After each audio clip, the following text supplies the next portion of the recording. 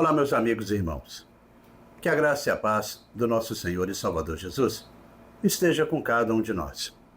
Começamos aqui mais uma lição da revista Palavra e Vida, produzida pelo Departamento de Educação Cristã, juntamente com o Departamento de Comunicação da Convenção Batista Fluminense.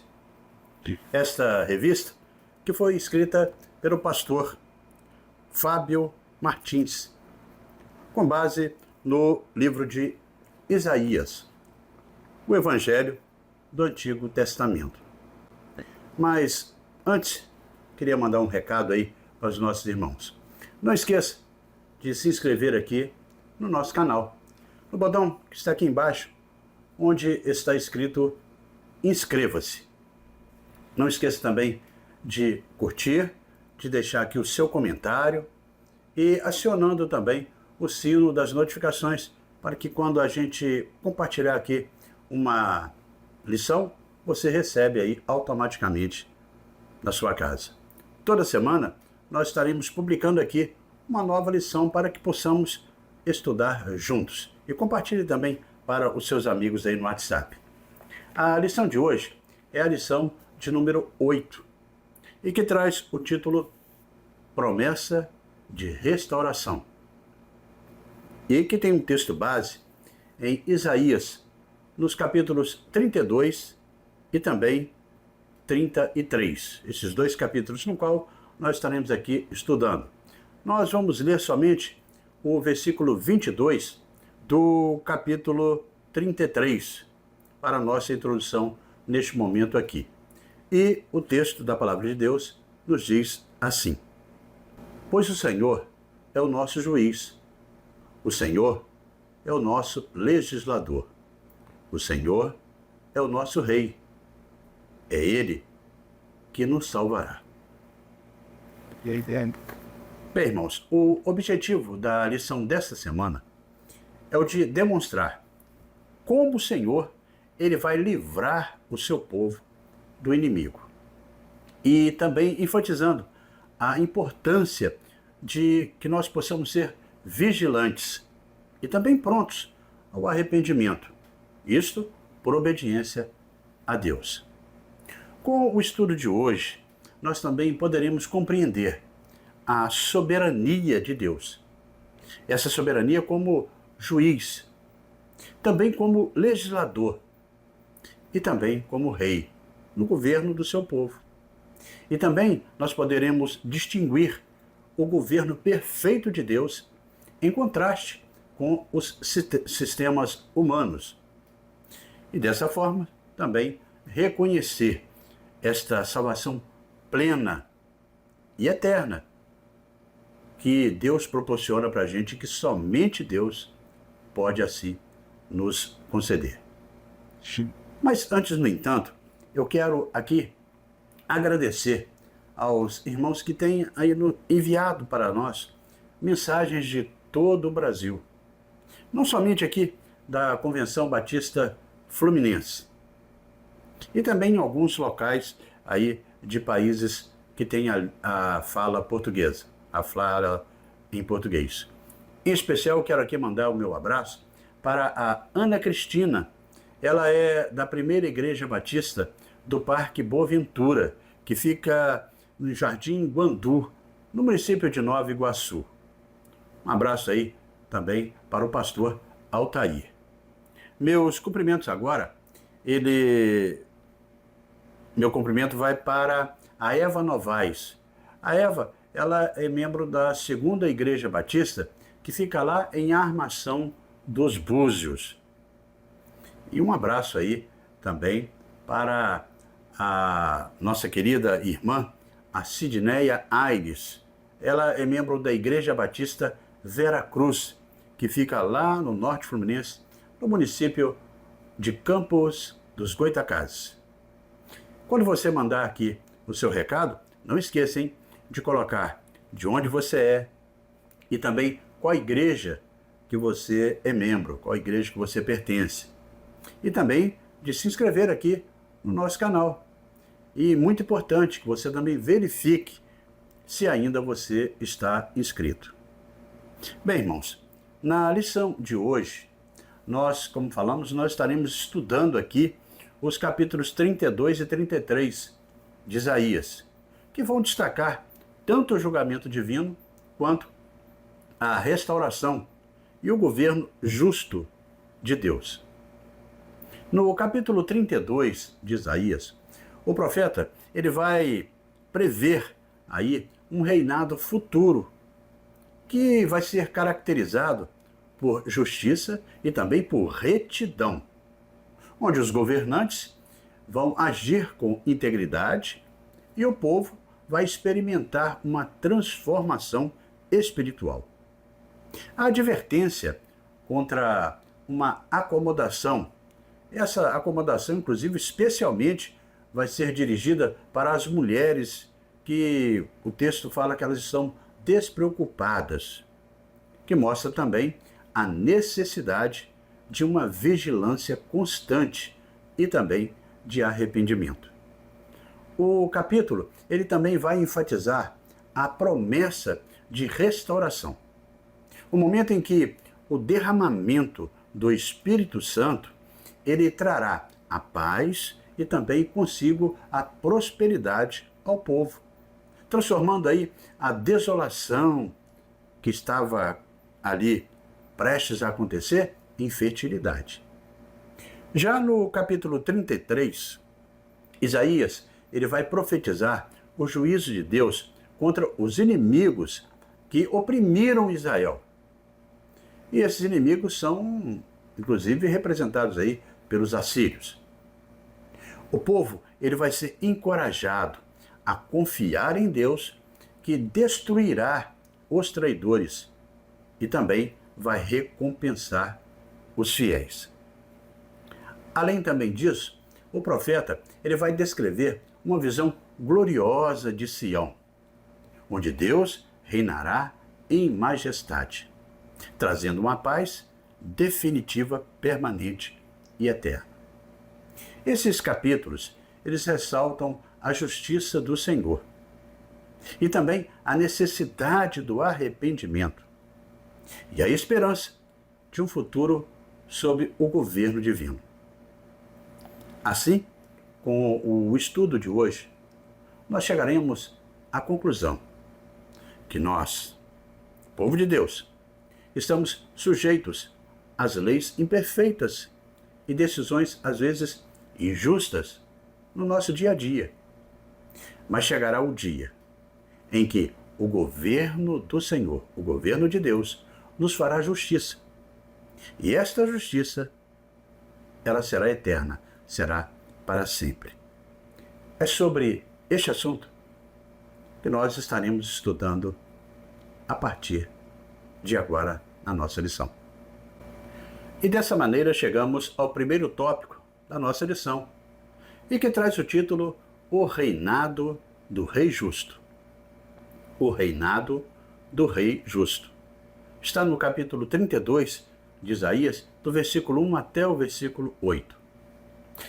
Neste tópico, nós veremos que Isaías, no capítulo 32, começa com a imagem de um rei justo, que reinará com sabedoria e, é claro, com justiça. Após aquela série de advertências, com as interjeições de ais e mais ais, que nós estudamos, inclusive na lição anterior, Isaías aqui, ele vai anunciar a esperança da humanidade. Mesmo em meio a todos aqueles ais, que expressavam, inclusive, as angústias iminentes para aquele povo. E aí vai falar de um rei. Esse rei, ele vai contrastar com os líderes corruptos que governavam Israel e também Judá naquela época. Sobre esse reinado justo, o texto diz que haverá paz e segurança para o povo de Deus. O rei justo é uma referência, com certeza, messiânica, como a grande maioria aqui das intervenções de Isaías, e que vai apontar para o reinado, é claro, eterno de Jesus Cristo. O Senhor um dia, ele irá levantar um rei justo, cuja vinda renovaria a sociedade, assim Isaías coloca. Outros líderes seguiriam o seu exemplo e trariam também bênçãos sobre toda a terra. Em contraste com a liderança que era condenada pelo Senhor, e inclusive nós estudamos isso no capítulo 28, Isaías vai revelar como este rei messiânico ele estará governando com justiça e também com retidão. E implantar também medidas que trarão ao povo refrigério e, é claro, refúgio. Essa visão de um reino futuro, um reino de justiça, de retidão, é uma promessa poderosa, inclusive para aqueles que estavam esperando a redenção de Deus. Enquanto a gente olha e vê os reinos terrenos, que são frequentemente, todos de maneira geral, marcados por corrupção, por opressão, o reino de Deus aqui, definido por Isaías, será caracterizado por justiça e também por verdade. Aqueles que seguem este rei serão protegidos e também abençoados. Também em oposição aos cegos espirituais daquela nação, onde nós estudamos no capítulo 29, do versículo 9 até o 14, o texto aqui então vai revelar que os olhos dos que veem não se ofuscarão. Está assim registrado no versículo 3 do capítulo 32. E vale observar que é por isso que o reinado do rei justo influenciará outros governantes também ao redor, porque estarão sob uma autoridade. Esses líderes proporcionarão proteção e segurança ao povo, como um esconderijo contra o vento e um abrigo contra a tempestade, assim fica registrado no versículo 2.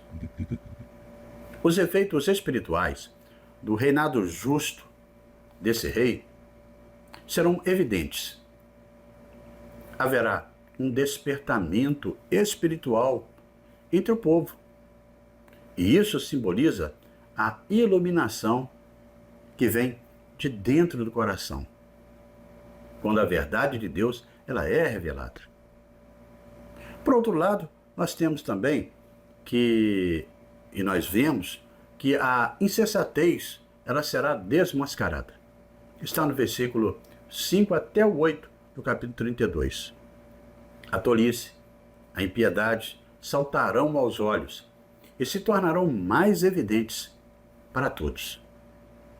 O contraste ele é traçado entre o comportamento de tolos que serão expostos da sua insensatez e, em contrapartida, os generosos que serão reconhecidos por sua bondade e também por sua retidão. Nos dias de Isaías, como em todos os dias, as pessoas comuns admiram os ricos e também famosos. Até hoje é assim. Mesmo que o caráter e a conduta dessas pessoas, dessas celebridades, não mereçam respeito.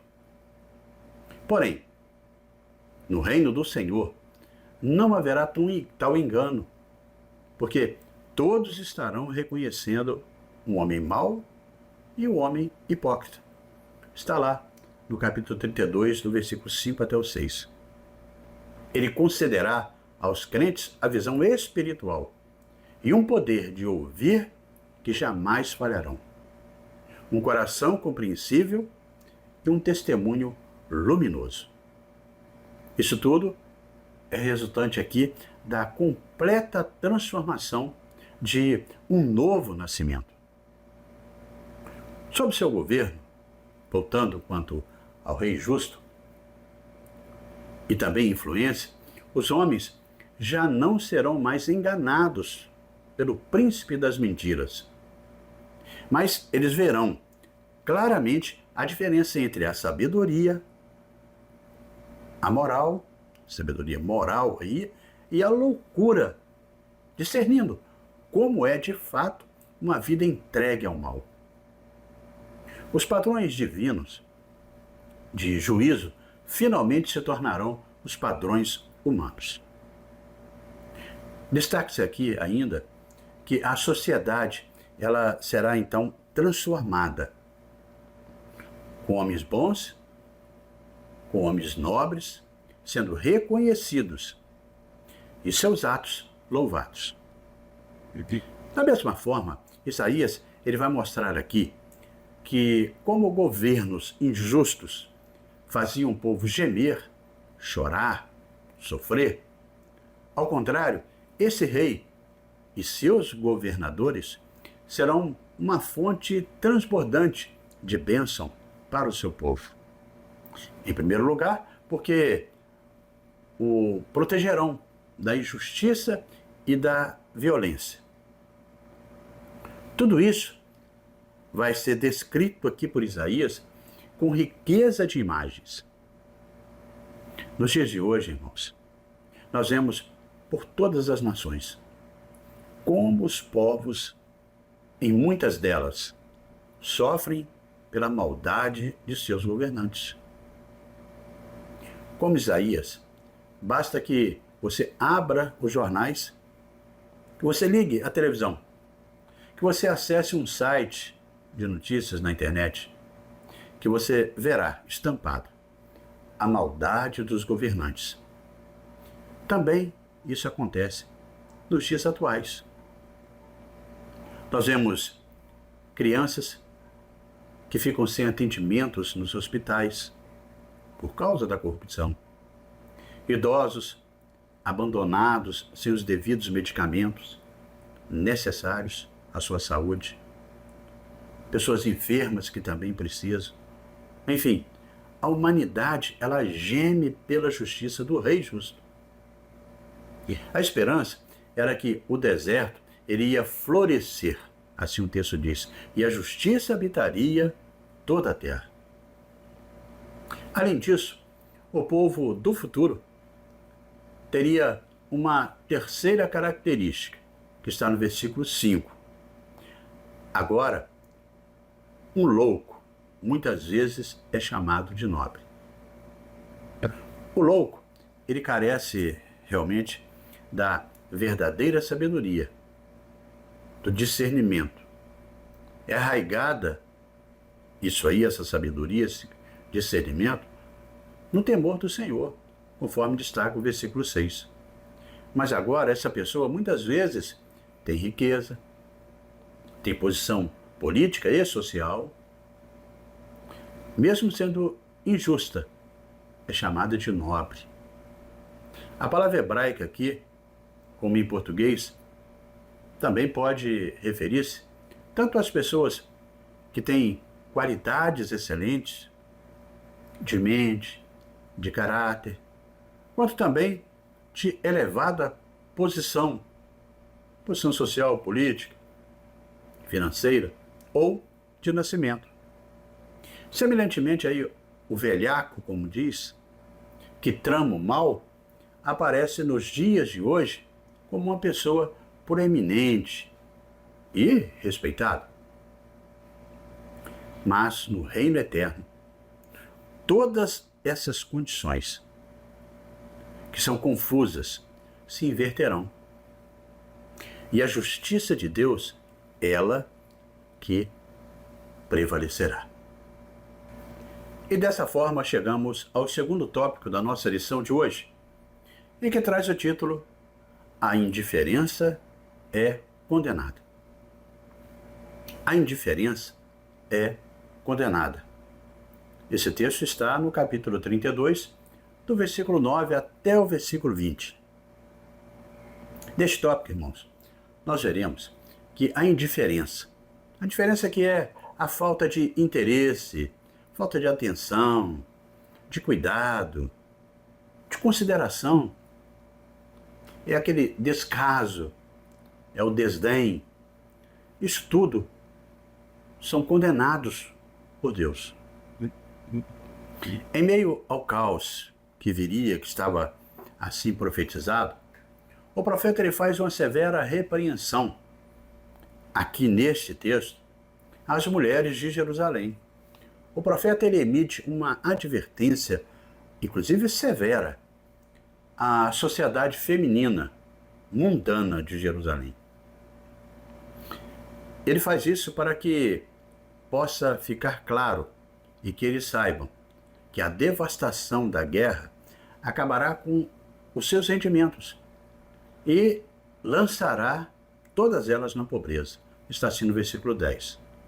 Elas, as mulheres, teriam de enfrentar grandes apuros e tristes lamentações, quanto às suas mansões, elas forem destruídas e as suas propriedades forem, inclusive, arruinadas, se transformassem em lugar desertos. Na passagem do flagelo de Senaqueribe, isso iria acontecer. Virtualmente, toda a cidade judia, além de Jerusalém, é claro, elas foram saqueadas, foram queimadas na campanha de 701 a.C. E as localidades do interior ficaram despovoadas pela passagem dos assírios. Em um contexto, a gente olha aqui, de restauração, de renovação de Israel, Deus ele vai condenar a acomodação. Deus não gosta de ninguém que fique em cima do muro, que fique no cantinho. E também vai aqui condenar o luxo apontado para a necessidade de uma transformação interna e também externa, que leve à justiça e à paz. Em pouco mais de um ano, como diz o texto, a oferta de uva, e consequentemente, é claro, aí vai afetar a produção do vinho, seria cortada. O vinho representa a alegria, né, daquele povo. As mulheres, elas são convidadas então a entrar em amarga lamentação sobre o terrível destino que se abateria ali sobre as suas terras. Esse registro está bem claro no capítulo 32, do versículo 9 até o versículo 12. O profeta, ele dirige as suas palavras, aqui a gente vê as mulheres, e também faz referência às filhas, e isso é muito importante a gente entender. E o termo aqui sugere que essas filhas são moças, e que desta forma dá a entender também que essas moças, essas meninas, elas não seriam também excluídas. Elas são chamadas no texto de muito confiantes, talvez no seu futuro, talvez naquilo que elas tinham, que estariam garantindo elas no futuro. Elas ouviam então alegremente, despreocupadas, sem pensar em nenhum perigo. O livro de Amós, no capítulo 6, no versículo 1, diz que ai de vocês que vivem tranquilos em Sião e que se sentem seguros no monte de Samaria. Vocês, homens notáveis, da primeira entre as nações, aos quais o povo de Israel recorre. Então Israel estava muito dependente e confiante em outros povos. Desse falso senso de segurança e confiança infundada, Isaías então desejava despertar aquelas moças que o desastre que ocorreria, ele era iminente. O desastre que elas imaginam estar longe, na verdade estava bem perto. O profeta, ele coloca em daqui a um ano e dias isso aconteceria.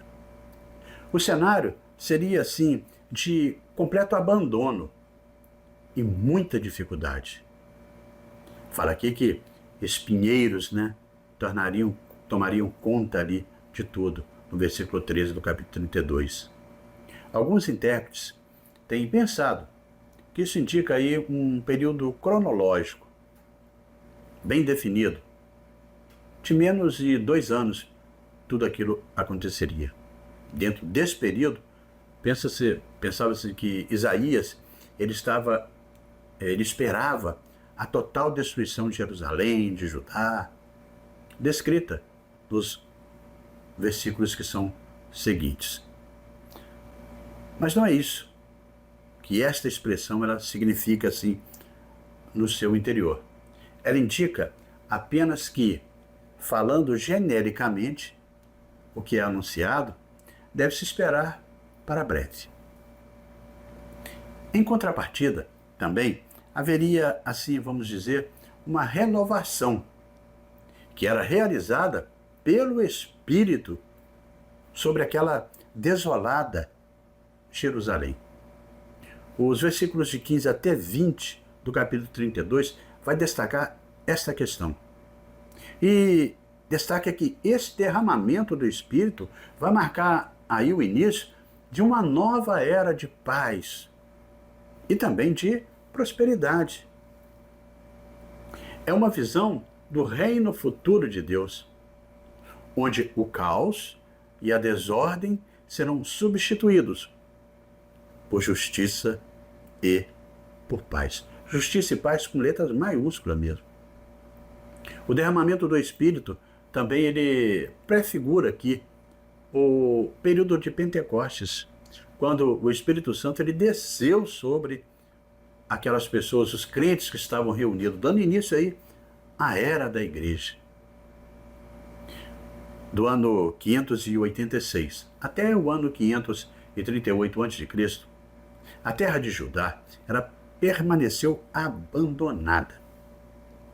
Sob a liderança de Esdras, Neemias e os profetas pós-exílio, o templo ele foi reconstruído e a cidade ela foi restaurada. No ano de 445 a.C., os muros de Jerusalém foram reconstruídos. A cidade ela prosperou durante todo aquele período, esse período intertestamentário. Mas, todavia, durante a maior parte desse tempo, Jerusalém permaneceu sob o domínio de alguma potência estrangeira. Primeiro vieram os persas, em seguida vieram os gregos e, finalmente, foi ali dominada pelos romanos. A glória, ou seja, a Shekinah, já não mais residia no Santo dos Santos, lá no templo. Deus ele permaneceu em silêncio quanto à sua manifestação profética. A terra iniciou, a voz viva da profecia silenciou. Essas razões, Jerusalém era considerada então deserta durante esse período entre os testamentos. O derramamento do Espírito parece ser uma promessa condicional. Isso, a abertura do coração do homem para Deus. E isso também vai haver a sua transformação moral e também a transformação moral da sociedade. A renovação e a paz plena se concretizariam, mas se houvesse, primeiro, o reconhecimento da acomodação que eles viviam, inclusive com arrependimento e conscientização daquele estado da terra. Assim, a gente verifica nos versículos 9 até o 14. Em segundo lugar, a justiça, a retidão floresceria, dos versículos 16 ao 17. Em terceiro lugar, dependência de Deus para a renovação, assim diz o versículo 15. Afinal, esforços humanos são ineficazes face à obra que só o Senhor pode fazer através do Espírito Santo em nossas vidas. E assim chegamos ao terceiro tópico da nossa lição, e que traz o título Aflição e Livramento. Aflição e livramento. Está no capítulo 33, do versículo 1 até o versículo 24. Neste tópico, nós veremos que a manifestação do juiz perfeito, ao olhar aqui a aflição do seu povo, e vai providenciar o livramento. Isaías, ele declara aqui no versículo 22, como lemos, no início da nossa lição. O Senhor é o nosso juiz. O Senhor, ele é o nosso legislador. O Senhor é o nosso rei. Ele nos salvará. Dessa forma, Isaías, ele pronunciou a destruição vindoura para os assírios. Os assírios, eles acreditavam governar o mundo, mas eles apenas, a gente vê dentro do contexto histórico, eles serviam de instrumentos para que Deus pudesse adiante fazer a sua justiça. Depois que tivessem cumprido o propósito de Deus para a vida deles, dos assírios, o Senhor os faria cair. Capítulo 33, no versículo 1, assim deixa declarado. O profeta registra que aqueles que causam a destruição, eles serão destruídos. A aflição experimentada pelo povo de Deus convergiu para um forte clamor e também uma busca por salvação. Os versículos 2 até o 4 do capítulo 33 nos mostra assim: o povo ele clama a Javé por misericórdia, reconhecendo a sua dependência dessa ação divina, e pede pela intervenção do Senhor em meio à aflição, confiando na salvação do Senhor e no fato de que os inimigos serão dispersos. A majestade e justiça de Deus são retratadas aqui nos versos subsequentes, no capítulo 33, os versos de 5 e 6, quanto a essa questão. A gente olha para as democracias modernas, a gente vê que a responsabilidade de julgar, ela cabe ao Poder Judiciário, que aplica as leis humanas, mas está sujeito aí a falhas, pois o Judiciário ele é composto por pessoas com conhecimentos limitados e também dependentes de provas, de testemunhos. Deus, ele é apresentado aqui como o juiz supremo, o único com o direito de julgar as nações e também todas as ações dos homens, porque é ele que conhece todas as intervenções que assim motivaram. Ao contrário dos juízes humanos, que podem ser corrompidos pelos seus interesses, por suas ideologias, ou cometer erros, a justiça de Deus não. Essa justiça do Senhor, ela é perfeita e infalível. Sua sabedoria e conhecimento são completos, o que garante aqui que seu julgamento seja justo em todas as situações. Assim, Deus ele é exaltado como o soberano que habita nas alturas e que estabelecerá a justiça e a retidão em toda a face da terra. Isaías mostra que Deus ele será a estabilidade de tempos difíceis, trazendo sabedoria, conhecimento e o temor a ele, como tesouros para o povo. A justiça e a fidelidade de Deus são garantidas como fontes de segurança. E aqueles que se opõem a esse contexto divino que Deus propõe ao seu povo, sobreviverá no lamento e na tristeza. O capítulo 33, do versículo 7 ao 12, assim retrata. O papel de Deus como juiz também se estende ao julgamento das nações.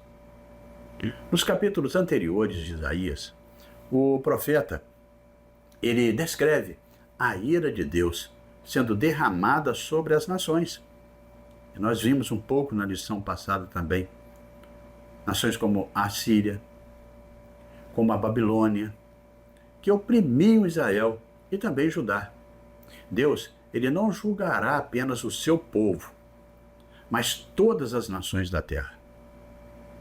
Ele é um juiz universal que julga tanto os justos quanto também os ímpios. E em seu tribunal final, toda a injustiça será exposta e vai ser punida.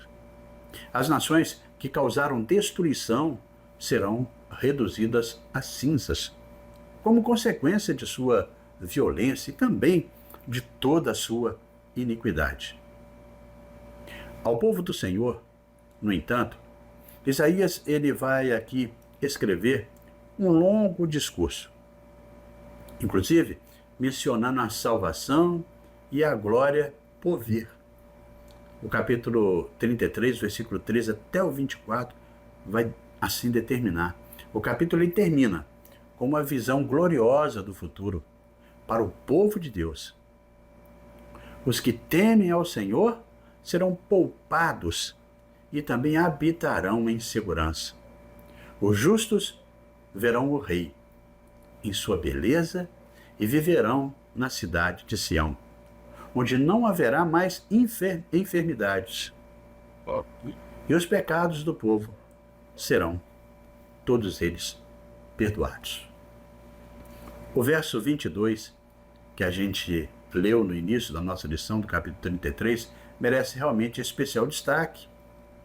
Afinal, Deus agirá eficazmente nos três poderes: no judiciário, como justo juiz, que julga com equidade; no legislativo, como legislador, que regula a vida com suas leis e princípios; e no executivo, como rei soberano. Então você que faz parte aí desses poderes, judiciário, legislativo e executivo, preste atenção, porque o julgamento de Deus também ele é para você. E se você é cristão e faz parte desses poderes, atente para isso, porque Deus, ele é e será sempre o justo juiz. E nesse caminhar, chegamos à conclusão desta 8ª lição deste primeiro trimestre da revista Palavra e Vida. Essa nossa revista maravilhosa aqui, escrita pelo pastor Fábio Martins. E a gente viu, irmãos, nos capítulos estudados dessa lição de hoje, que revelam o contraste entre o juízo do Senhor sobre a corrupção e a promessa de restauração para os justos. No começo de sua história, a gente vê que a nação de Israel, ela não era aí uma monarquia governada por seres humanos, mas sim, era uma teocracia, tendo Deus como seu rei e controlador daquela nação.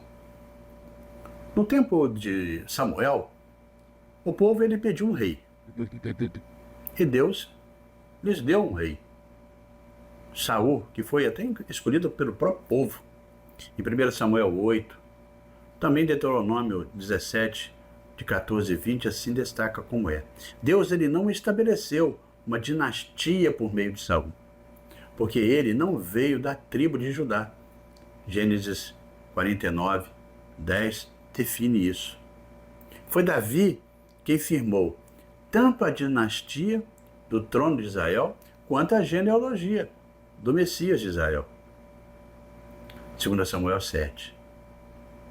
Todo judeu devoto sabia que o futuro rei, Messias, seria filho de Davi. Em Mateus, no capítulo 22, do versículo 41 ao 46, assim a gente pode verificar. Em Isaías 32, 1, o profeta ele descreve sobre um rei, mas em Isaías 33, 1 até o 7, ele o chama de o rei. Ao chegar ao versículo 22, ele se tornou o nosso rei. Não basta afirmar que Jesus Cristo ele é um rei, ou mesmo o rei.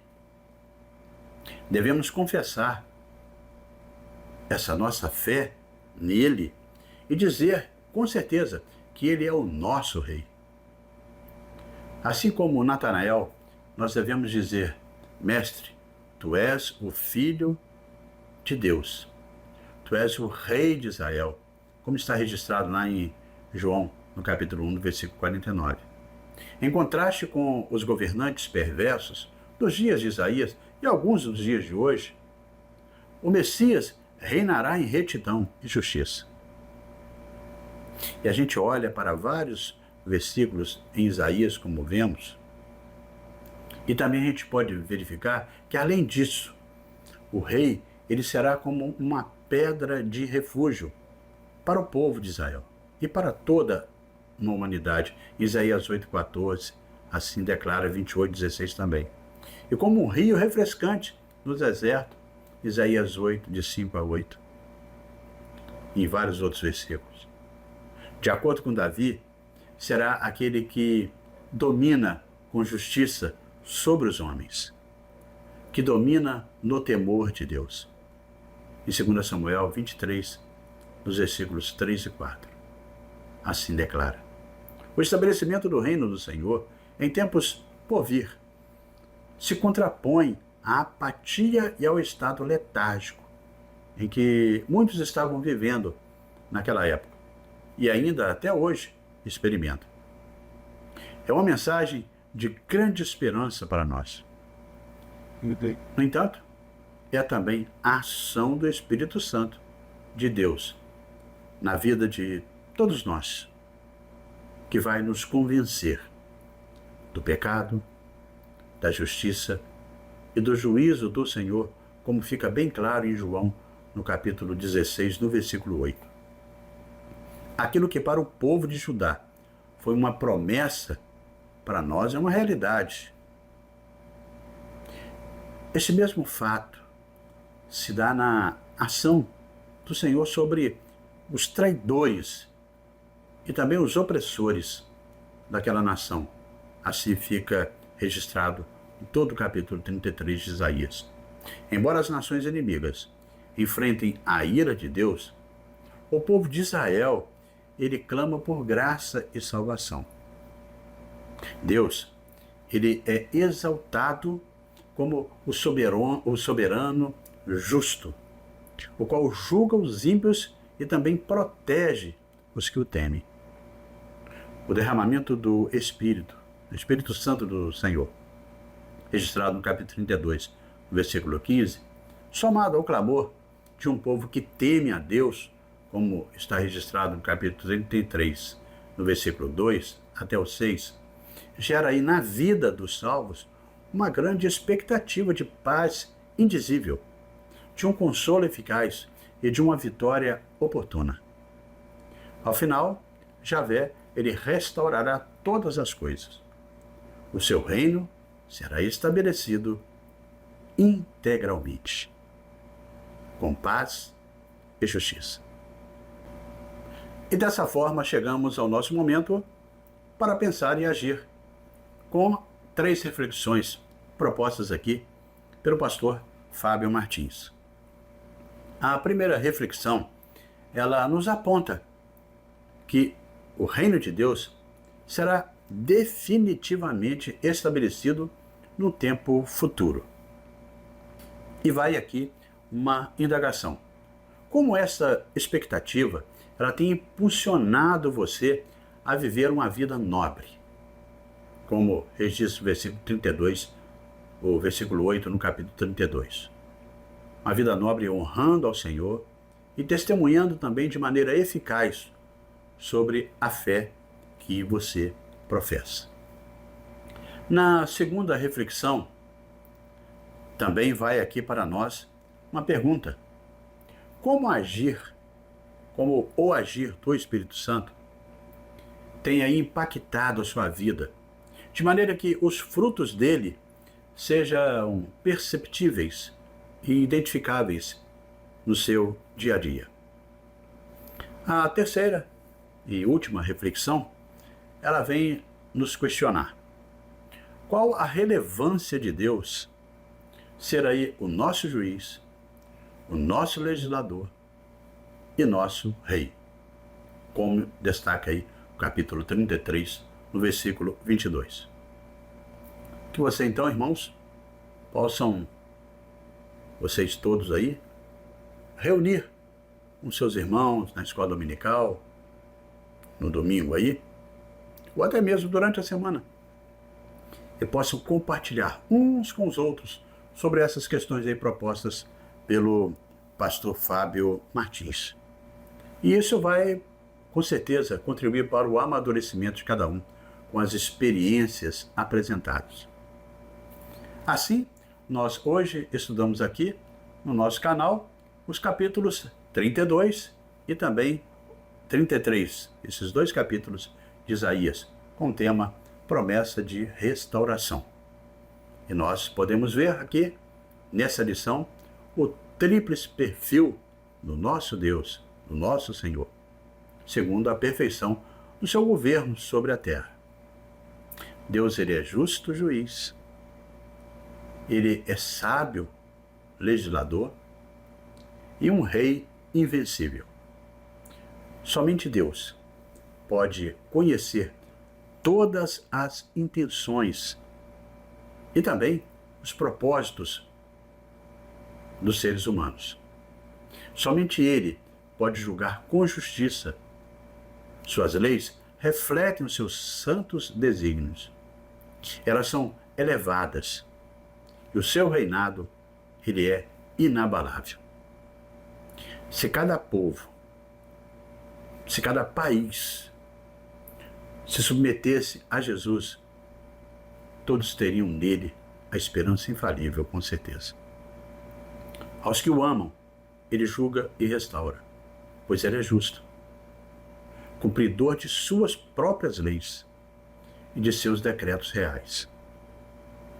Dessa forma, irmãos, a aula de hoje, ela mostrou a expectativa também que a igreja tem pela restauração do governo do Senhor Jesus. Um governo para sempre, para a eternidade. E assim, amigos e irmãos, terminamos mais uma lição da revista Palavra e Vida.